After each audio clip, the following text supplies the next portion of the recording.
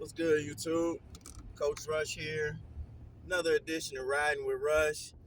And today I'm just coming to you guys to talk to you about taking over your first varsity basketball program. Some things that you can look forward to, some things that you can expect, depending on your situation. So I have a friend who called me, asked for a letter of recommendation as he's going for his first varsity basketball coaching position.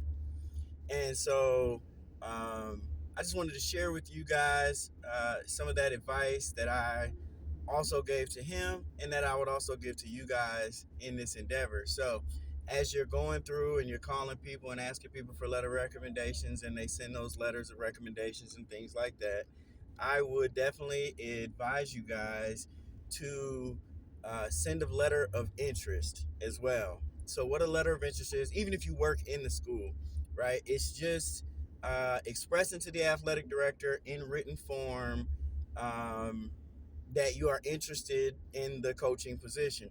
And in that letter of interest, you want to keep it short and simple. I would treat it like a 5 paragraph essay. You're literally just writing a letter. You want to express to them, number one, that you're interested in the position. Number two, you want to talk about things like the culture of the program and the history of the program. Let them know that you're educated about what's going on. And just a side note, you can do this and you should do this, especially if you don't already work in that system as well, right? If they're unfamiliar with you, this is more important than if they are familiar with you. But if they are familiar with you, it's not something that you should skip over. So you should definitely send a letter of interest, regardless if you work in the institution, if you're familiar with the people who work there or not. Okay. So again, you want to, um, talk about the history of the program. Let them know that you know where the program has been, where it's coming from. Maybe highlight some things like some successes that the program has had in the past, and then talk about how you'd like to get them back to prominence and do it the right way, and things like that, right? And then lastly, you just want to kind of touch on a little bit of your experience because all of that stuff is going to be in your resume and things like that. So, as we begin talking about the resume, another thing that I would highly suggest you to do is put together some form of a coaching portfolio. And in that coaching portfolio, you can have things like your resume, obviously number one, your coaching philosophy, your philosophy on offense, your philosophy on defense, the culture that you'd like to implement. Um, you could have your system could be in there. You could have things like things that are a priority for you to do in your first 90 days of taking over the program, whether that's meeting with stakeholders or parents and players, other coaches outside of basketball, putting your staff together, which is a great point of emphasis as well, where you could talk about how you're going to coach your coaches, right? And how you want to section out and level up your coaches. So, for example, what I mean by that is I think it's a great idea to have developmental minded coaches at the middle school level, right? Because when these kids get to high school, one of the biggest things that I notice that they lack is fundamentals, right? The other thing is a love for the game. So you want coaches who they don't even necessarily have to be the most experienced basketball coaches as long as they have two things right. Are they going to have fun with the kids, and are the kids going to develop underneath of them, like skill set wise, right? Like, I don't even think your X's and O's are super duper important to your middle school coaches. Obviously, you want them to run your system so that the kids are familiar with your system. However, that shouldn't be the major point of emphasis at the middle school level. They should be playing man-to-man defense the majority of the time. If it's crunch time and you really want to win the game and you go zone a little bit here or there, that's fine. But I honestly believe the majority of the time that players are underneath your middle school coach, they should be playing man-to-man because they need to learn how to defend, right? And even zone defenses operate off man-to-man principles. So they still need to be able to guard. Like, you can't just sit in the zone. I don't think that's good. Like, you can go 13-0 and the kids don't get any better, or you could go 0-13 and the kids got infinitely better, because at the end of the day, you learn more from your losses than you do from your wins anyway. And if you're winning the right way and losing the right way, the children are going to develop the way that they're supposed to develop. So that development is infinitely more important, and then retainment is infinitely more important, which is why I said making sure that the kids are having fun with the coaches. You know, when I took over my first program, shout out my middle school coaches, homeboy of mine named Tez, right?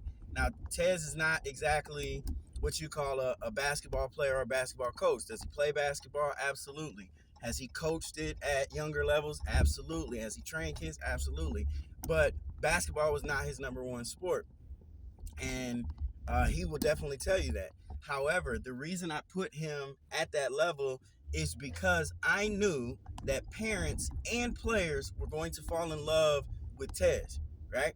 And in the process of falling in love with Tez also knew, hey, I know I'm not a basketball coach. I know I don't know everything. So he's going to be open-minded to listening, to following the structure and implementing the things that I believed were important at that level. And so what ended up happening is he was at that 7th grade level. I believe when he started the season, he had like 11 or 12 kids, but by the end of the season, he had like 15 kids, 16 kids that people were coming out to play for him, right? Because they were having so much fun. Because I told him, look, I just run the bare bones of my offense. The main point of emphasis that I want you to focus on is going to be, development, making sure that these kids are getting better and having fun, right? And so that's what you want. You want retainment. That way, when you get to the high school level, number one, these kids have basic fundamental skill set. You're not teaching them how to set screens. You're not teaching them how to dribble with their offhand. You're not teaching them how to make a layup with the offhand. And you have enough of them to field a solid freshman team, right? And like, that's the main point at that middle school level. So I would really focus on coaches who are going to have fun, retaining children, and they're going to develop them at the same time. Because a lot of times when kids are having fun, they don't even realize how hard they're working. So if you can make sure that they're having fun and working hard at the same time, that is a major, major key. And that has a lot to do with relationship development. And it has very little to do with knowing anything about basketball, right? So then as you go up, you sort of transition that, right? And that starts to reverse a little bit. So I would say that you have a coach who's somewhat mid at both development and both X's and O's at that freshman level, right? Because you want somebody who's going to be a little bit more X's and O's minded, but at the freshman level, a lot of times you've picked the best freshmen to come up to JV, maybe even one or two to come up to varsity anyway, right?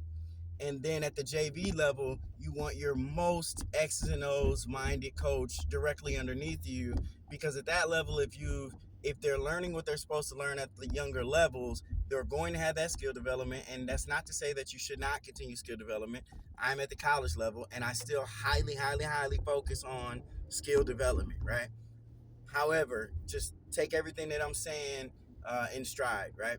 So your most X's and O's minded coach, I would put directly under that JV. Your most tenured coach, your highest IQ coach, put them right there at that JV level. So now they're getting more of a taste of what that varsity basketball coaching experience and playing experience is going to be like. And then you have yourself right there at the top. The other thing that I would tell you when you're building your staff is, don't hire a bunch of yes men.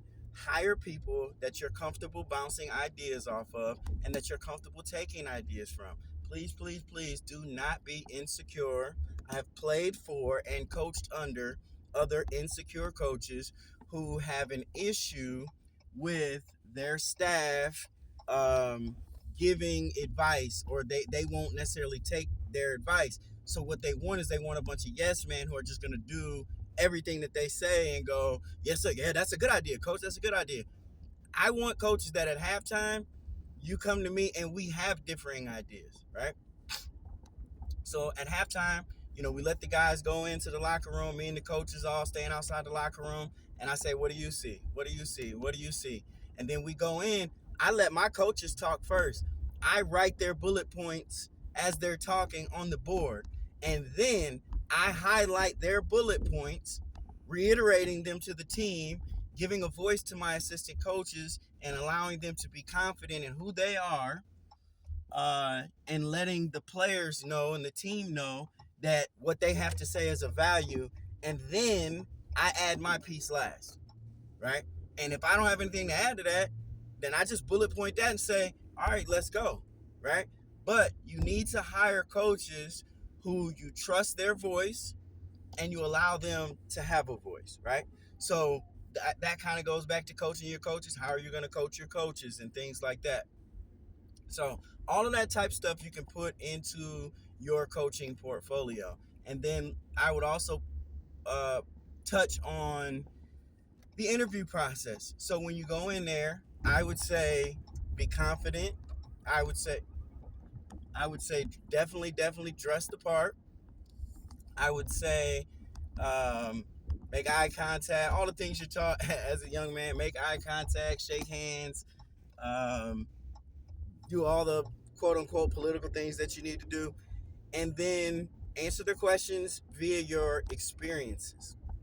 Any question that they ask you, speak from the heart, speak from experience. Don't speak from hypotheticals unless they ask you a question that you haven't encountered. Then you have to take a step back.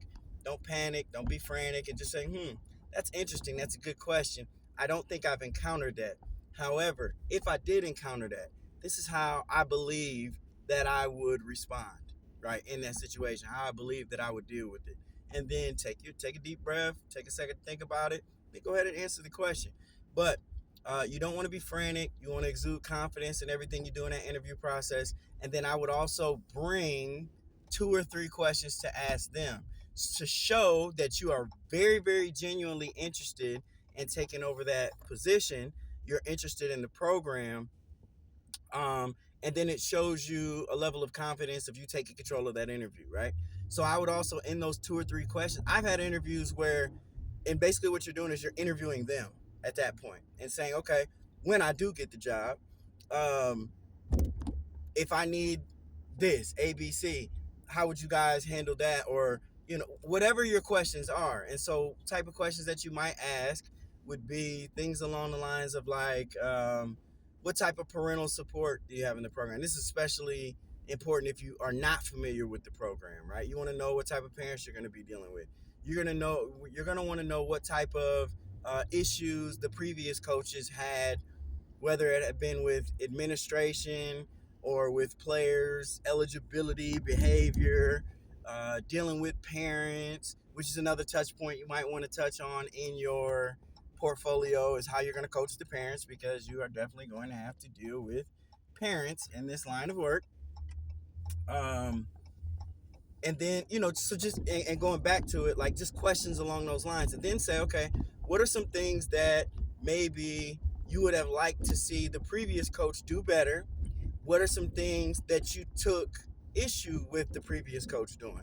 That way you know what to do and what not to do when you go into the experience. And maybe you even touch on that as after they answer those questions, just to say, oh, okay, well, that's not something you'd have to worry about with me because blah, blah, blah. If they're talking about an issue they had.